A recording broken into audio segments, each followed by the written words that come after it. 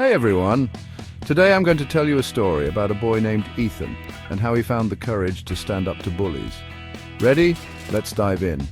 So Ethan was your typical 15-year-old, quiet, thoughtful, and more into reading books or sketching in his notebook than hanging out in big crowds. Life was pretty chill for him until one day everything changed. There was this group of girls at his school. They were the popular crowd, confident, and seemed to rule the social scene. Their leader, Claire, had this knack for making people feel small even without trying. Ethan, being the quiet type, was usually off their radar until he wasn't. One day during lunch, Ethan accidentally bumped into Claire, spilling her drink all over her.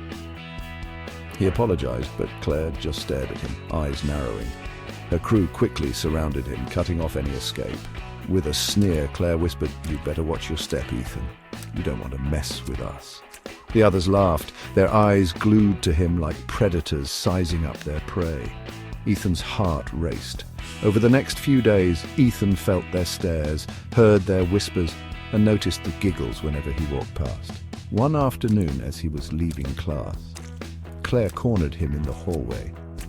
"I think we need to have a little chat," she said, her voice dripping with malice. Ethan knew this was bad. He had never been good at confrontation. He tried to shrink away, but she blocked his path. The girls surrounded him again, faces twisted with amusement and disdain. "You're going to do something for us," Claire said, eyes gleaming, "or we'll make your life a living nightmare." Ethan felt trapped. Every part of him screamed to run, but then something inside him clicked. "I won't do anything for you," he said, surprising even himself with how firm his voice was. "You can't control me." For a moment, Claire looked taken aback, her eyes flashing with anger. But then she smiled, an icy, cruel smile. "We'll see about that," she muttered. The days that followed were tense. Ethan could feel their eyes on him all the time, waiting for him to break, but he didn't. Slowly, he began to find his voice.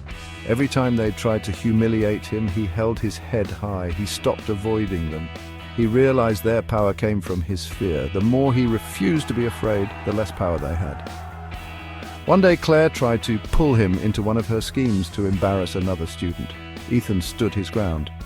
"I won't be part of this," he said.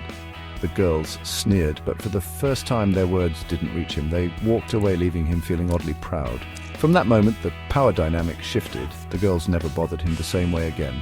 Ethan's quiet strength earned him respect. Ethan learned an important lesson. Sometimes the greatest strength doesn't come from fighting back physically, but from standing tall in the face of fear, refusing to let others define who you are. And so, Ethan walked through the halls of his school, not as a victim, but as someone who had found his courage, even when the threat came from the most unexpected place. Thanks for listening, and remember, you have the power to stand up to bullies too. Stay strong, guys.